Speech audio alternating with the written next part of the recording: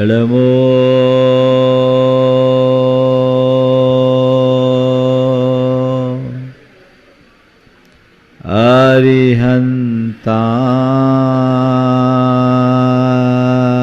अरिहन्ताणं नमो अरिहन्ताणं नमो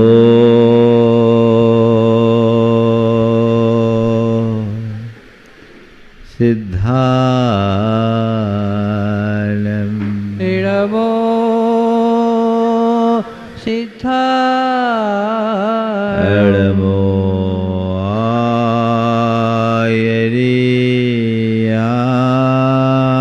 आयर्याणं नमो आयर्याणं नमो ओज्झायाणं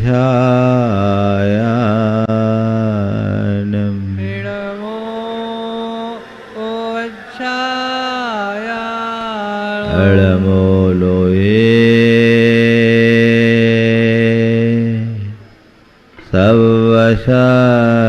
सवशाहुनं नमो लोये सभसाहुनं एसो पंचनमोयारो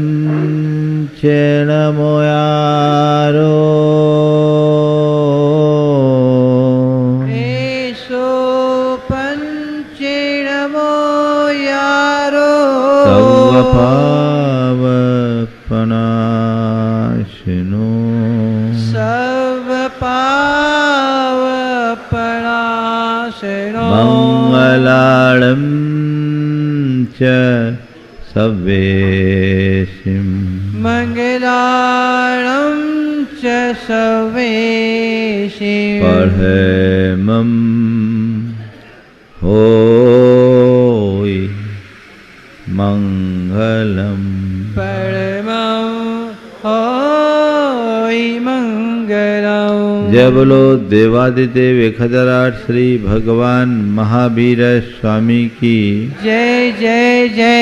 अहिंसा परमो धर्म की जय जय जय। परम पूज आचार्य गुरुवर श्री विद्यासागर जी महाराज की जय। प्रभु श्री प्रमाण शंकर जी महाराज की जय। और आगे क्या रहा होगा, है ना कुछ? हमें अपना जो जीवन दिखता है वह जन्म और मृत्यु के बीच सिमटे हुए एक अध्याय के रूप में दिखता है। पर संत कहते हैं हमारा जीवन जन्म और मरण की दो घटनाओं के बीच सिमटा हुआ एक अध्याय मात्र नहीं है। हमारा जीवन एक लंबी संतति है जो जन्म के पहले भी था और मृत्यु के बाद भी रहेगा। काश हम इसे जान पाए। हम अपने दृश्य जीवन के संदर्भ में तो नित्य प्रति चिंतित रहते हैं, विचार करते हैं, लेकिन हमारे भीतर का जो अदृश्य जीवन है उसकी ओर हमारी दृष्टि बहुत कम जा पाती है। संत कहते समग्र जीवन के विषय में जानो, समझो मैं कौन हूं, मेरा जीवन क्या है, मैं क्या कर रहा हूं, मुझे क्या करना चाहिए। आप लोगों को अपने जीवन की चिंता है कि नहीं, बोलो। हाँ, जीवन की चिंता है क्या? वर्तमान की चिंता है, पूरे जीवन की चिंता है। क्योंकि तुमने वर्तमान को ही जीवन समझ रखा है। जिस दिन अपने समग्र जीवन को जान जाओगे, जीवन की वास्तविक चिंता तुम्हारे हृदय में प्रकट होगी और जब वास्तविक चिंता प्रकट होगी तभी अपने जीवन का उद्धार कर पाओगे। अभी तो जो कुछ है सब आधा अधूरा जैसा है। 4 बातें आज आप सबसे कहूंगा। जानो, जागो, त्यागो, जियो। जानो, जागो, त्यागो, जियो। सबसे पहली बात है जानने की। जानो, किसको जानो? किसको जानो? दुनिया को? हाँ, किसको जानो? खुद को जानो, अपने आप को पहचानो। अपने आप को जानते हो?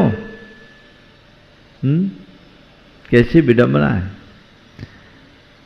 सारी दुनिया को जानने वाला खुद से बेखबर है, खुद से अनजान है।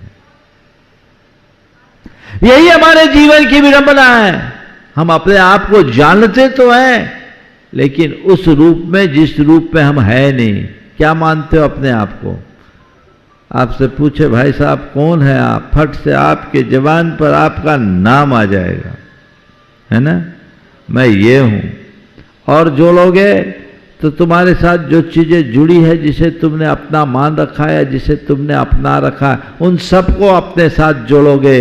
मैं ये हूं, मेरा ये है, मेरा वो है, ये मेरे वो है, ये मेरे वो थे, ये मेरे ये होंगे, ये मेरे पास है, ये था, ये होने वाला है। यही न तुम्हारे साथ जुड़ेगा। लेकिन इसमें भी जो चीजें हैं वो तुम्हारी नहीं, तुम्हारे साथ जुड़ी हुई चीजें और बातें होगी। और जीवन के संदर्भ में भी बात आएगी तो केवल इस दृश्य जीवन से। आपसे पूछूं आप कौन हैं? आपने अपना नाम बोल दिया। अब नाम बोला, मान लो सचिन नाम बोलते हैं अपने, तो ये सचिन कब आया? कहां से आया? महाराज पैदा होने के बाद घर वालों ने एक दिन तय कर दिया, और जिस दिन से मुझे सचिन के नाम से पुकारा जाने लगा, मैंने भी अपने आप को सचिन मानना शुरू कर दिया। क्यों सचिन? यही बात, मैं भी वही मान रहा हूं अपने आप को। एक बार एक छोटा सा बच्चा आया मेरे पास। मैंने उससे पूछा, बेटा तुम्हारा क्या नाम है? तुम्हारा क्या नाम है? उसने कहा चिन्मय। नाम तो बहुत प्यारा था। चिन्मय? किसने रखा तुम्हारा नाम? मेरे मम्मी पापा ने। मैं पूछा तुम्हारे मम्मी पापा ने चिन्मय क्यों रखा? बोला पता नहीं, रख दिया। तुम क्या हो? बोला मैं चिन्मय। मैंने बोला ये बताओ, तुम्हारे माँ बाप तुम्हारा नाम गधा रख देते तो तुम गधा हो जाते? तुम्हारे माँ बाप ने तुम्हें गधा नाम रखा हो, तुम्हारा नाम गधा रखा होता तो तुम गधा हो जाते? वो आश्चर्य में पड़ जाता। बोले हाँ महाराज जी, फिर तुम्हें गधा हो जाता, बड़ा गड़बड़ हो जाता है। मैं आपसे केवल इतना ही कहना चाहता हूं, जो नाम हमारे साथ जुड़ा है वो मेरा स्वभाव नहीं, वो आरोपित है। हमने मान लिया, मेरी मान्यता में यह है, मैंने जो मुझे पुकारा गया, मैंने अपना उस रूप, अपनी पहचान बना ली। मैंने अपने आप को उस नाम रूप मान लिया, और मैंने अपनी जो कल्पित छवि घड़ी उसे ही अपना रूप मान लिया। मेरी अपनी काल्पनिक छवि है, मैं ये हूं, मैं एक बड़ा मुनि हूं, मुझे लोग प्रमाण सागर के नाम से जानते हैं, जग में मेरी बड़ी ख्याति है, हजारों लाखों मेरे अनुयायी हैं, लोग सुबह से मुझे सुनने के लिए आतुर होते हैं, 10 श्रद्धालुओं का तांता लगा रहता है, बड़ी भारी भीड़ होती है, एक इशारे पे सब लोग वारने को तैयार हो जाते हैं। ये क्या है? ये कौन है? ये कौन है? ये और कुछ हो सकता है, पर मैं नहीं हूं। मैं नहीं हूं। ये समझ जिसको होगी वो ऐसे व्यामोह में नहीं फंसेगा, और जिसके मन में ऐसी समझ का अभाव होगा वो कभी सुलझ नहीं सकेगा।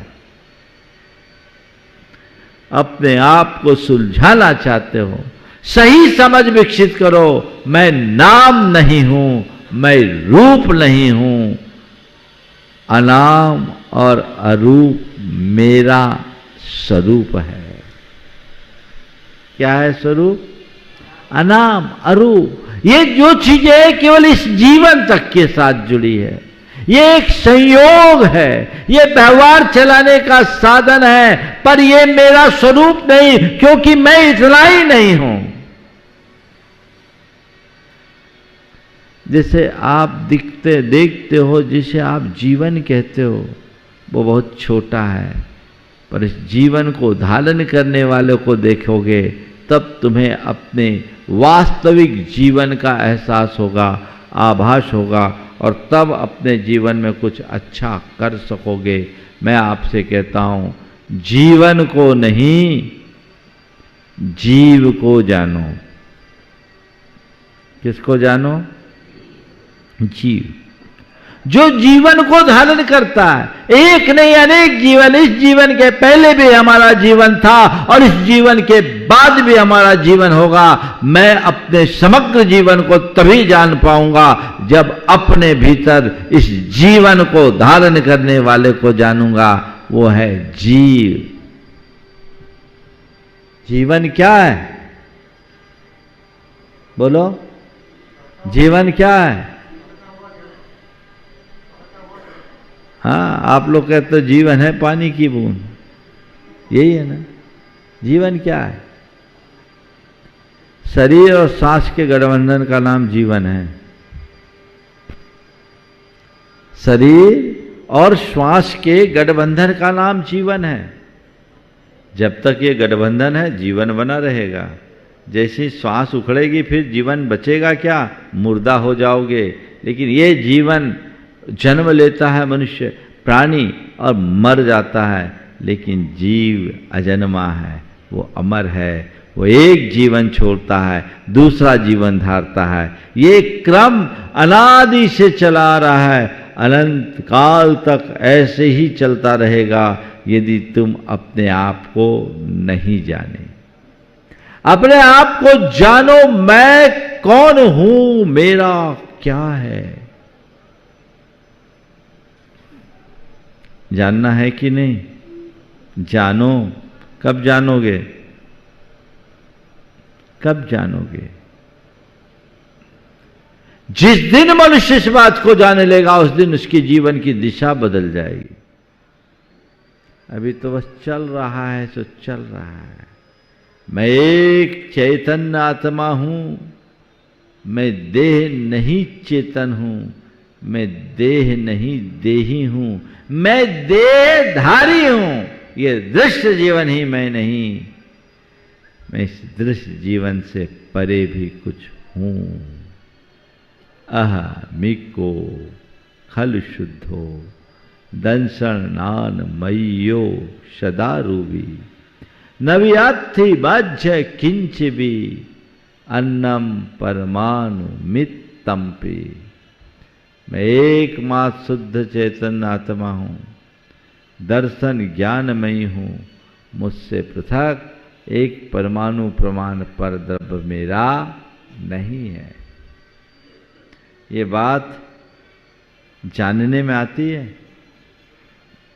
महाराज, आप लोगों के प्रवचनों में सुनते तो लगता है कि यही है, पर बाद में तो ये लगता है मैं ये हूं, मैं वो हूं, मेरा ये है, मेरा वो है। ये वो चलता रहेगा, तब तक संसार पलता रहेगा। जिस दिन ये वो छूटेगा, ऐसा वैसा छूटेगा, अपने आप को पहचानोगे, तभी सच्चे अर्थों में जीवन बदल सकेगा, जीवन संवर सकेगा। जानो मैं कौन हूं। स्वरूप को जानो, अपने आप को पहचानो।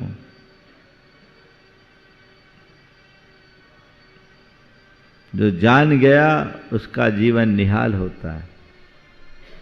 जो जान नहीं पाता वो फटे हाल होता है। तुम अनंत सुख के स्वामी हो, अधिपति हो, उसे पहचानो। तुम चैतन्य मात्र हो, उसे जानो। तुम आनंद के धाम हो, इसे पहचानो। और ये तभी और केवल तभी होगा जब अपने भीतर झांकने की दृष्टि आएगी। अब मैं आपसे एक सवाल करता हूं, आपके नाम के अलावा यदि किसी दूसरे व्यक्ति के नाम से आपको पुकारा जाए तो क्या आप उसे सुनोगे? हाँ, उस पर ध्यान जाएगा? क्या होगा? ये मुझसे संबद्ध बात नहीं है, मुझे नहीं, किसी और को बुलाया जा रहा है, यही कहोगे ना? जो मैं नहीं हूं उसको सुनूं क्यों? और किसी दूसरे व्यक्ति के नाम से कोई गालियां देगा, आपको तकलीफ होगी? क्यों? दूसरे की बात है ना। और किसी दूसरे व्यक्ति की कोई प्रशंसा करेगा, तारीफ करेगी, आपको प्रसन्नता होगी? नहीं होगी ना। ऐसे व्यक्ति को जिससे आपका कोई लेना देना नहीं, जिससे आपकी न जान न पहचान न कोई वास्ता, उसकी कोई प्रशंसा करे, तुम्हें क्या फर्क पड़ेगा? अरे भाई, ये किसी और की प्रशंसा है, ये आलोचना भी किसी और की है, मेरी नहीं है, क्योंकि वह मैं नहीं हूं। है ना ये अनुभव की बात? जिस दिन तुम अपने आप को जान लोगे और समझ लोगे कि ये जो नाम और रूप है, ऊपर का चोला है, वो मैं नहीं हूं, तो इसके साथ घटने वाले अच्छे में प्रसन्नता नहीं होगी और बुरे में आकुलता नहीं होगी। जीवन में हर पल आनंद होगा। जानो तो। जानने में जब तक ये नहीं आएगा, अपनी धारणा नहीं बदलेगी, तब तक जीवन बदल ही नहीं सकता।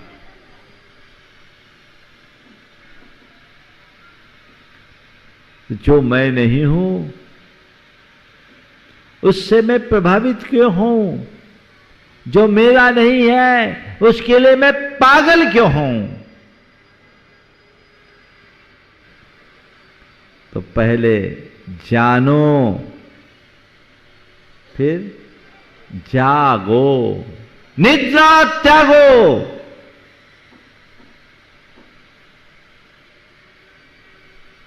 जब तक व्यक्ति सपने में होता है ना, एक दूसरे लोक में विचरण करता रहता है। सपना तो आप लोग देखते ही हैं। अरे महाराज, आप तो नींद में देखते होंगे, हम लोग दिन में भी देखते हैं। और न केवल देखते हैं, लोगों को दिखाते भी हैं। और दिखाते भी नहीं हैं, कईयों का सपना तोड़ भी देते हैं, खुद का नहीं, है ना। पर क्या होता है, जब तक सपने में होते हो, ओम हमारी सुन लो, पता नहीं वो क्या सुनाएगा, समझ गए ना। हाँ, जब तक सपने में हो, जब तक नींद में हो, तब तक एक अलग दुनिया दिखती है, बड़ी रंगीन होती है। आदमी उसमें मगन हो जाता है, उसे कुछ आभास ही नहीं होता। जब सपना टूटता है तब लगता, अरे ये तो सपना था, सच नहीं। तो बताओ, सपना में राज पा जाओ, साम्राज्य पा जाओ, नींद खुलने के बाद वो साम्राज्य बचता है क्या? हाँ, तो आंसू बहाते हो, अरे इतना बड़ा साम्राज्य मेरे हाथ से छिन गया, बोलो।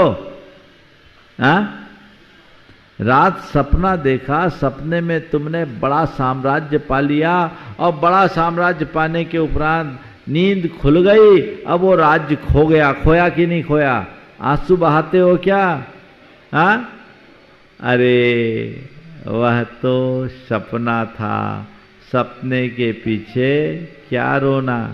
यही है ना। सपने में देखा तुम्हारे घर चोरी हो गई और सब झाड़ पूंछ के ले गया, पूरा घर साफ कर गया, कुछ भी नहीं बचा। आंख खुली, अब बोलो रोगे, बिलाप करोगे, छाती पीटोगे, FIR दर्ज कराओगे, क्या करोगे? क्या क्या? अरे वह तो है ना। तो ये कब पता लगता है? जब नींद खुलती है। कब पता लगता है? जब नींद खुलती है, जागते हो तब लगता है। और जब ऐसे जाग जाते हैं, नींद खुलती है, स्वप्न और सत्य का भेद मालूम पड़ जाता है, तो अच्छा हो या बुरा, न हर्ष होता है न विषाद, जीवन में परम आनंद होता है ना। तो बस मैं तो आपसे इतना ही कहना चाह रहा हूं भैया, सब सपना है, जाग तो जाओ। सब सपना है, जिसे तुमने अपना मान रखा, अपना रखा, वह सब सपना है। सपना है कि नहीं? बोलो। हाँ बोलो। है। ये हमें सुना रहे हो कि अंदर से मान रहे हो?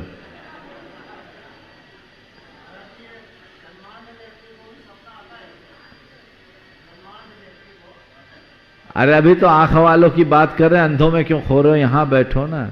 मोहांध को तो सपना ही में जीता है। क्या बोला मैंने? ये लगता है कि ये सब सपना है। नहीं, अभी तो लगता है अपना है। बोलो, अपना लगता है कि सपना? ईमानदारी से बोलना। महाराज अपना ही लगता है, ऐसा लगता है सब अपना हो जाए। यही है ना। क्यों? अभी प्रगाढ़ निद्रा है, सब मोह के नींद में सो रहे हैं और इसीलिए दुख हो रहा है। जागो। जीवन का यह दृश्य जगत का एक बहुत गहरा सपना है। जब तक नींद भरी आंखों में, तब तक दृश्य जगत अपना है। जीवन का यह दृश्य जगत का एक बहुत गहरा सपना है। जब तक नींद भरी आंखों में, तब तक दृश्य जगत अपना है। उतनी देर जाग कर जी लो जितनी अभी उम्र बाकी है। कोई नहीं किसी का साथी, सारी यात्रा एकाकी है। जो जग गया सो जग गया। लेकिन बड़ी विडंबना है, सोते को जगाना तो बड़ा सरल है, फिर भी सरल है, लेकिन जो जागते हुए सोए उसको जगाना, हाँ?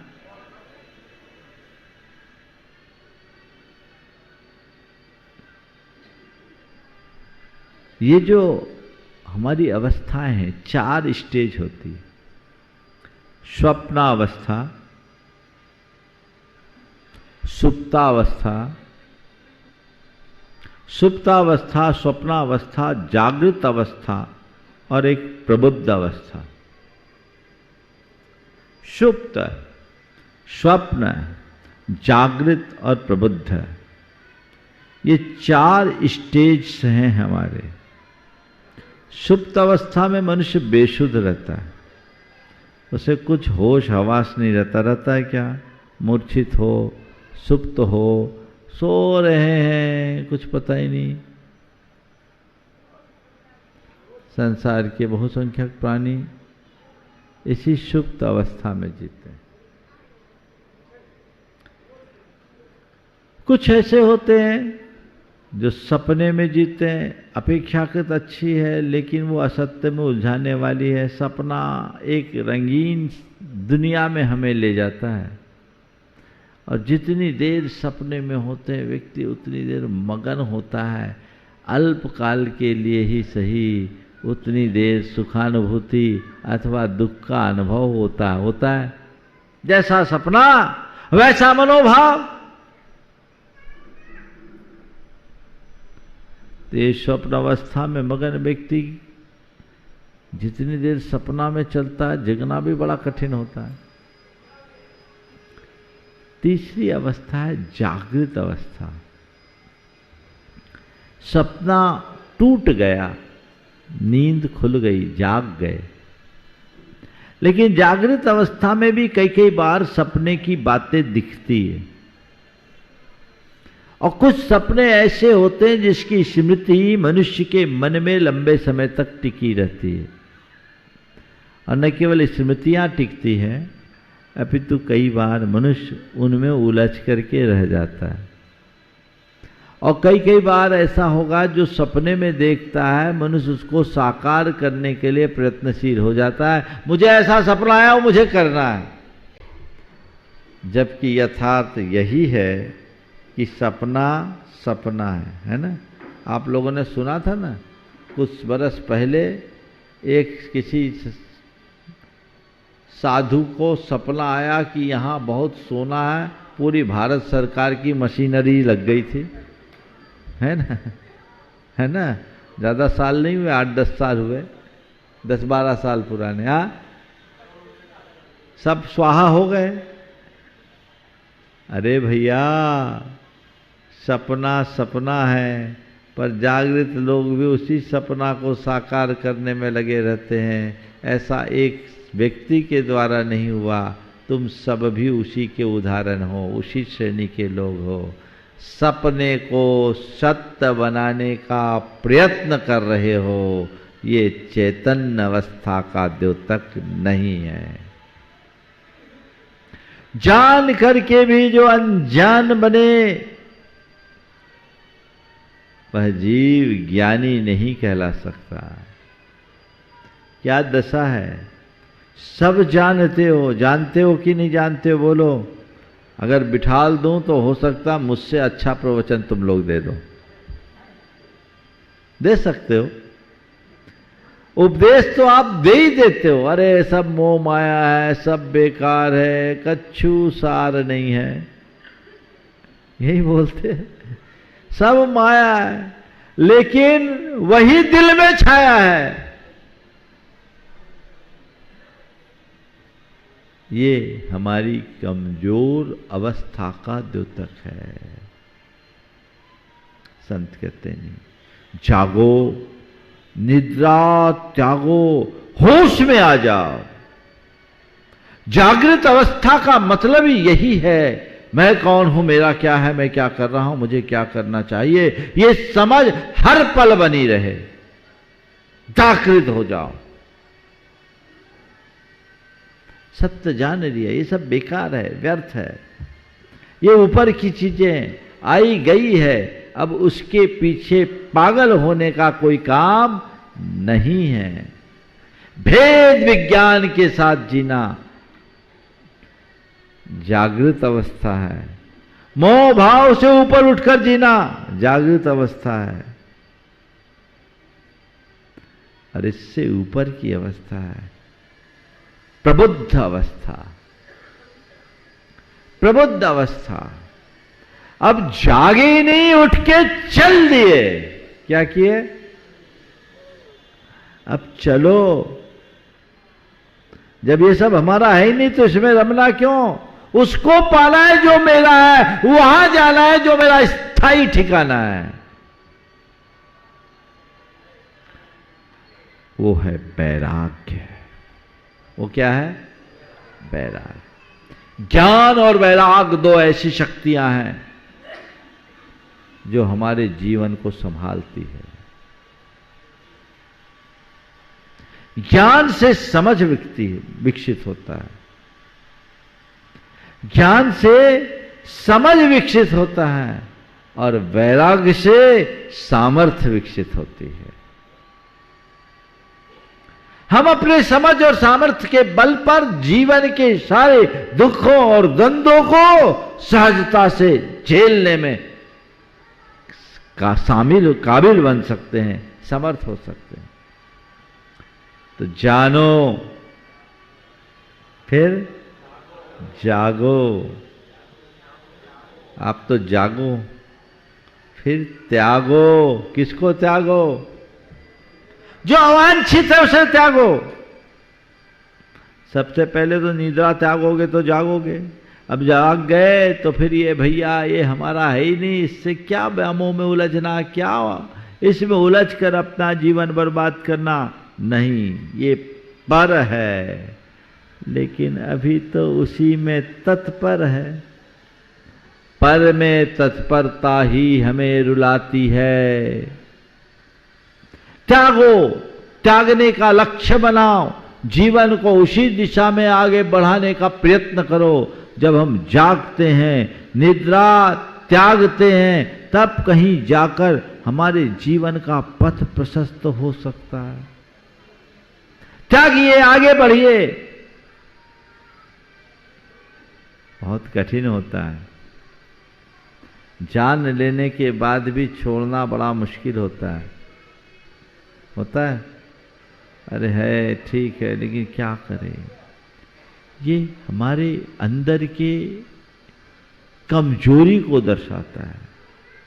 एक बार जान लेता है, पल में जाग जाता है। देखिए, जागने के बाद त्यागने का क्रम क्या होता है। बहुत पुरानी कहानी याद आ गई, सुना दूं?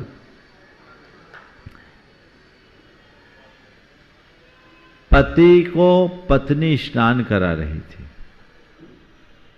ये उस जमाने की बात है जब एक दूसरों में प्यार मोहब्बत ज्यादा होता था। आजकल तो बहुत दुर्लभ हो गया ऐसा।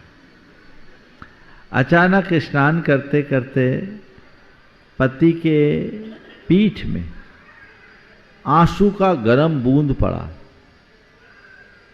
आंसू के गर्म बूंद पड़ते ही पति ऊपर की ओर देखा।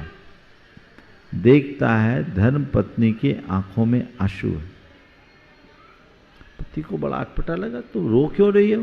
ये तो आनंद के क्षण है, तुम रो क्यों रही हो? बोले क्या बताऊं, भैया की याद आ गई। भैया की याद आ गई? बोले हाँ, भैया दीक्षा लेने वाले हैं। दीक्षा लेने वाले हैं? अभी कहाँ तुम चिंता कर रहे, ऐसे कोई दीक्षा लेता है क्या? बोले नहीं नहीं, वो पक्के हैं, उनने निर्णय ले लिया है, बहुत जल्दी दीक्षा लेने वाले। बोले जब लेंगे तो लेंगे, कल लेंगे, परसों लेंगे, अभी थोड़ी ले रहे, तो क्यों परेशान हो रही? पत्नी को ये बात अच्छी नहीं लगी। बोले वो आप जैसे नहीं है, वो निर्णय के धनी है, वो लेंगे। बोले जब लेंगे सो लेंगे, लेने वाला लेता है, बोलने वाला नहीं लेता। पत्नी को ये बात और चुभ गई। बोले आप भी तो गए थे प्रवचन में, आपके अंदर तो इतना भी परिवर्तन नहीं आया, मेरे से चिपके हो। आप भी तो गए थे प्रवचन सुनने, आप में तो इतना भी अंतर नहीं आया, मुझसे चिपके हो। वो कहते जीवन का भरोसा नहीं, अब तो मुझे दीक्षा लेना है। पत्नी की बात पूरी नहीं हुई कि वो फट से उठा और बाहर जाने लगा। पर धर्मपत्नी ने कहा कहां चले? बोले वहीं जहां की बात हो रही थी, वहीं जहां की बात हो रही थी। बोले क्या? बोले मैं उससे कह रहा था कि कल का क्या भरोसा, कल लेगा परसों लेगा, सोचने वाला ले नहीं सकता। मैं भी सोच रहा था मेरे कल का क्या भरोसा, जब लेना है तो आज ही क्यों न लूं, वो जब लेगा सो लेगा, मैं चला दीक्षा लेने। पत्नी ने कहा कम से कम कपड़े तो पहन लो। बोले पहनने की जरूरत क्या है, चड्डी है वो भी उतर जाएगी। वो आदमी सीधे निकल गया और कहते उसने दीक्षा ले ली। मैं भी आपसे केवल इतना कहता हूं, जब व्यक्ति का हृदय जागता है, एक पल में चीजें अपने आप छूट जाती है, और जब तक जागृत नहीं होता तो चीजें नहीं छूटती। मैं आपसे यही नहीं कहता कि आप सब मेरी तरह मुनि बन जाओ, घर परिवार त्याग दो। पाने में ज्यादा आनंद नहीं होगा और खोने में आकुलता नहीं होगी। जब मेरा है ही नहीं तो क्या है। और यह जीवन की बड़ी सच्चाई है जिसे पूरी जिंदगी मनुष्य झुटलाने की कोशिश करता है। आप क्या कर रहे हो? सच को झुटलाने का प्रयास कर रहे हो और कुछ नहीं कर रहे हो, जो असंभव है। एक दिन राम नाम सत्य होना है कि नहीं होना है? तो जानो, जागो, त्यागो, मोहाशक्ति को त्यागो, दृष्टि को बदलो और फिर आनंद से जियो। मोही व्यक्ति रोता है और ज्ञानी हर पल मुस्काता है। आपको तय करना है मुझे कैसे जीना है। जी तो रहे हो, इसमें तो कोई डाउट नहीं है ना? हाँ बोलो, जी रहे हो ना? क्यों जी रहे हो? क्यों जी रहे हो? एक बार मैंने पूछा कि भैया क्यों जी रहे हो, सवाल किया क्यों जी रहे हो। एक ने उत्तर दिया इसलिए कि अभी मरे नहीं।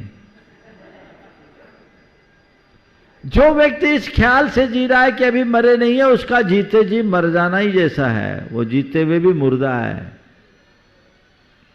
बोलो क्यों जी रहे हो? जिए जा रहे हैं, हम जी कहा रहे हैं। ये मनुष्य जीवन मिला है तो धन पैसा जोड़ने के लिए नहीं मिला। ये मनुष्य जीवन मिला है तो केवल परिवार परिजन में उलझने के लिए नहीं मिला। ये मनुष्य जीवन मिला है तो राग रंगीनियों में रमने के लिए नहीं मिला।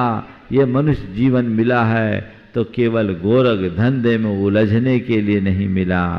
ये मनुष्य जीवन मिला है तो केवल इसलिए मिला है कि जीवन पाकर जीवन को सफल बनाओ, आत्मा का कल्याण करो, आत्मा का उद्धार करो।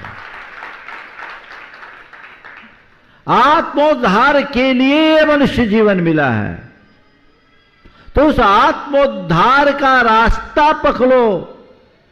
धर्म हमारे लिए मददगार बनेगा। एक बात हृदय में बिठा दो, जब तक मैं मोक्ष मार्ग का अनुकरण नहीं करता तब तक मेरा उद्धार असंभव है। नाव में सवार हुए बिना नदी को कोई पार कर सकता है क्या? तो भैया तुम्हें तो भव सागर से पार उतरना है, और भव सागर से पार उतरने के लिए जिन धर्म के जहाज पर सवार होना होगा। जब जिन धर्म के जहाज पर सवार होगे तभी भव सागर से पार उतर पाओगे। तो बस इन चारों शब्दों को देखें, जानो, जागो, त्यागो और जियो। बस ये चारों परिणति हमारे अंदर आए, हम अपने जीवन को प्रशस्त कर सके।